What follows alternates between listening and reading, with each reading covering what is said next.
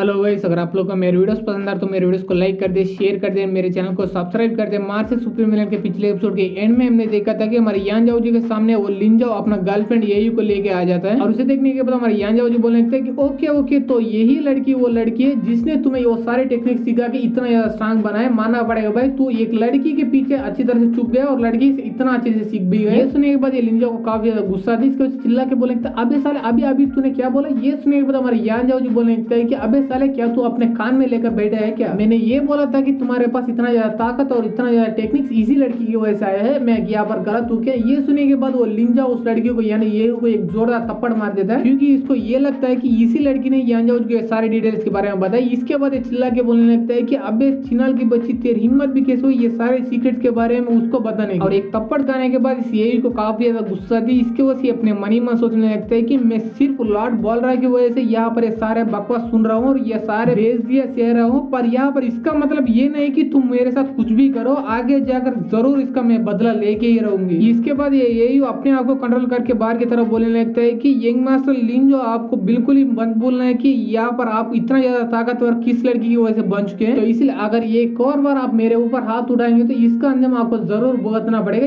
ये एक बात आप अच्छी तरह से याद रख लीजिए। और ये सुनने के बाद वो लिन जाओ भी अपना होश में आ रहे थे। इसके बाद ये अपने मनी में सोचने लगता है कि अभी अभी मैं क्या कर रहा था, मैं नॉर्मली कोई भी लड़की के ऊपर यूं ही हाथ बिल्कुल ही नहीं उठा, पर अभी अभी मैंने एक लड़की को पूरी तरह से थप्पड़ मारा, वो भी ऐसी वैसी लड़की नहीं बल्कि ऑलमोस्ट मास्टर जैसे है क्योंकि उसने ही मुझे ये सारे टेक्निक सिखाए हैं। इसका मतलब एक ही हो सकता है कि जिस टेक्निक्स को इस येयू ने मुझे सिखाया वो टेक्निक्स इतना ज्यादा अच्छे टेक्निक्स नहीं होंगे, मेरा मतलब कोई बुरे यानी डार्क टेक्निक्स हो सकते हैं। तो इसीलिए मुझे जितना जल्दी हो सके उतना जल्दी ये टेक्निक को अच्छी तरह से कंट्रोल में लाना पड़ेगा, वरना मैं आपके ऊपर कंट्रोल को बैठूंगा और कुछ भी कर बैठूंगा, तब मेरे जिंदगी ऊपर पूरी तरह से मुसीबत आ सकती है। पर ये बेचारे को ये बिल्कुल ही नहीं पता है कि इसके ऊपर ऑलरेडी काफी बड़ा मुसीबत आ चुका है। हमारे लिन जो वहां पर खड़े होकर ये सारे कांड के बारे में सोच ही जा रहे होते, तभी वहां पर यही हमारे यान जाओ जी के पास जाती है। इसके बाद बोलने लगता है कि मानना पड़ेगा भाई यंग मास्टर यान जाओ जी, आपके बारे में जितना सुना है उससे भी आप काफी ज्यादा हैंडसम हो। यहाँ पर मैं काफी दिन से आपसे मिलना चाहता हूँ और आपसे अकेला बैठकर बात करना चाहता हूँ। अगर आपको एतराज ना हो तो आज शाम को हम मिलेंगे और वहां पर मिलने के बाद मैं एक दो अपना टेक्निक्स तुम्हें भी सिखाऊंगा और तब आप भी काफी स्ट्रांग बन जाएंगे। तो आप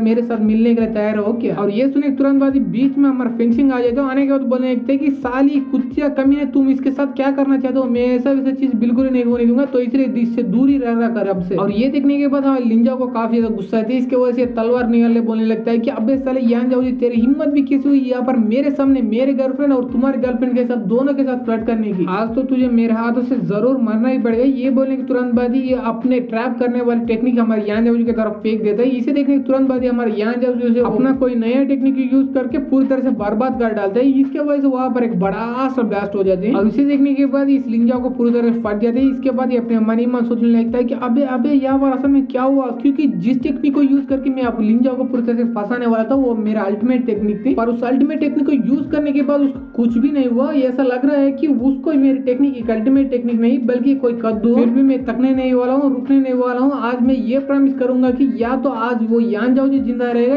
या तो मैं लिन जाओ जिंदा रहूंगा। ये बोल के ये अपना कोई नया कमाल का टेक्निक को यूज करने के लिए हमारे यान जाओ जी की तरफ काफी तेज से बने रहते हैं। इसे देखने के तुरंत बाद हमारे यान जाओ जी अपना चाकू लेता है। इसके बाद ये की अटैक में उसका गला पूरी तरह से काट लेता है। इसके बाद बोलने लगता है कि तुम्हें चिंता करने की कोई भी जरूरत नहीं लिन जाओ, क्योंकि मैंने तुम्हारा आखिरी विश पूरा कर लिया। या तो तू या जिंदा रहेगा या मैं जिंदा रहूंगा, तो इसलिए मैं जिंदा रह गया, तू मर। और ये सेंटेंस खत्म होने के तुरंत बाद ही उसका सिर नीचे आकर गिर जाता है और इसे देखने के तुरंत बाद ही वहां पर वो यही और उसके साथ बाकी सारे डिसेबल पूरी तरह से हिल जाते हैं और यही सोचने लगते हैं कि क्या क्या क्या क्या सच में वो यान जाओ जी ने ये की अटैक में लिंजो को मार दिया? पर ऐसा कैसे हो सकता है, ये पॉसिबल कैसे हो सकता है? और यहाँ पर कल्टिवेशन मांगा में अपना सिर अपना बॉडी से अलग होने के बाद भी उसके अंदर थोड़ा बहुत अपना आत्मा रहता है और वो आत्मा चिल्ला के बोलने लगता है कि ऐसा कैसे पॉसिबल हो सकता है, यानी यहाँ पर ये लिंजाओ का आत्मा बोल रहे होते हैं। और ये बोले तुरंत बाद वहां पर एक बड़ा सा कांड होने लगता है और वो बड़ा कांड ये है कि धीरे धीरे करके वो लिंजाओ की बॉडी पूरी तरह से पिघलने लगती है और ब्लू यानी पर्पल कलर ऐश में बदलने लगते हैं और कुछ सेकंड्स के बाद उसका बॉडी पूरी तरह से ऐश में बदल जाते हैं और सिर्फ उसका स्केलेटन ही रह जाता है वहां पर। और इसे देखने के बाद वहां पर एक डिसेबल बोलने लगता है कि अरे बाप रे, इस तरह का डेथ के बारे में पहले सुन चुका हूँ। एक बंदा अगर एक डार्क टेक्निक यूज करेगा और उस टेक्निक को अच्छी तरह सीख लेगा तो उसका बॉडी उसके मरने के तुरंत बाद ये आश में बदल जाता है और उसके बाद उसका सिर्फ स्केलेटन ही रह जाता है। इसका मतलब लिंजाओ इतना जल्दी से इतना ज्यादा स्ट्रांग बनने का रीजन ऐसा डार्क टेक्निक टेक्निक जरूर होगा। और इसे देखने के बाद हमारा ये पूछने लगता है कि यंग मास्टर मैंने सुना था कि अगर कोई बंदा डार्क टेक्निक मास्टर कर पाएगा तो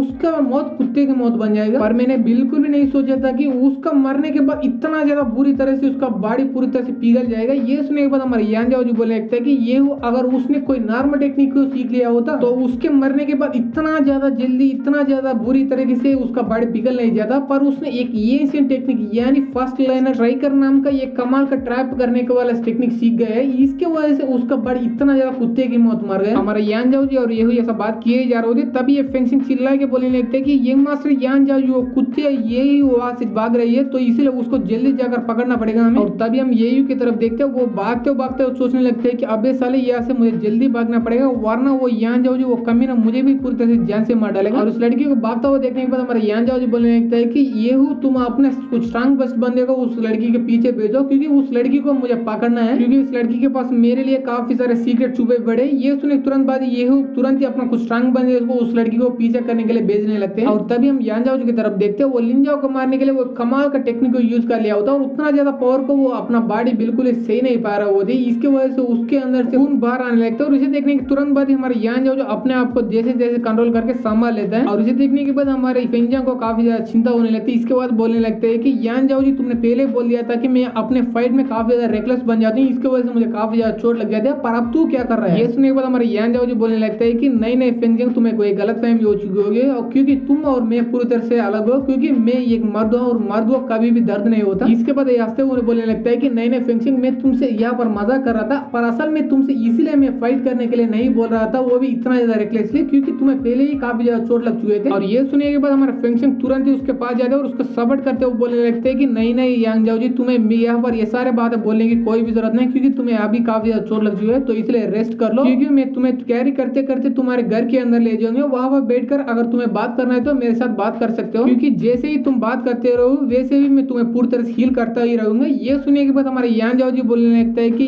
फेंगशेंग अगर ऐसी बात हो मैं भी तुम्हारा इस ऑफर को बिल्कुल ही माना नहीं करूंगा, तो चलो चलते हैं और मुझे भी थोड़ा बहुत हीलिंग की जरूरत है। ये सुनने के तुरंत बाद ही तभी यहाँ पे शीश उड़ता हमारे यान जाओ जी के घर के अंदर, वहां पर हमारे यान जाओ जी चुपचाप बैठा हुआ था, उसके पीछे हमारे फेंगशेंग बैठकर उसको पूरी तरह से हील किया जा रहा होता अपना वो सन एनर्जी से। और ऐसे ही काफी देर का समय बीत जाता तब हमारे फेंगशेंग बोलने लगता है कि मैं नॉर्मली तुम्हें बिल्कुल हील नहीं कर पाती, पर तूने पहले अपना सन एनर्जी को यूज करके मेरे अंदर की सन एनर्जी को पूरी तरह से हील किया, इसलिए मैं अब तुम्हें पूरी तरह से हील कर पा रहे हैं। और ऐसे ही बात करते करते पूरी हीलिंग का प्रोसेस कंप्लीट कर देते हैं और उसके बाद फाइनली वो पूरी तरह से थक जाती है। इसके वजह से हमारे यान जाओ जी के पीठ के पीछे वो पूरी तरह से गिर जाती है और अचानक उसके पीठ के पीछे पड़ा हुआ फेंगशिंग को देखने के बाद हमारे यान जाओ जी थोड़ा शर्माने लगती है। इसके बाद बोलने लगता है कि तुम क्या कर रहे हो फेंगशिंग। ये सुनने के बाद फेंगशिंग बोलने लगता है कि मैं काफी ज्यादा थक गई हूँ तो इसलिए मैं तुम्हारे पीठ के ऊपर थोड़ा रेस्ट करना चाहूंगी, क्या तुम उसके लिए मुझे परमिशन दोगे क्या यान जाओ जी। ये सुनने के बाद हमारे यान जाओ जी कुछ भी नहीं बोलता और तभी हमारे ये एपिसोड यहीं पर खत्म हो जाती है।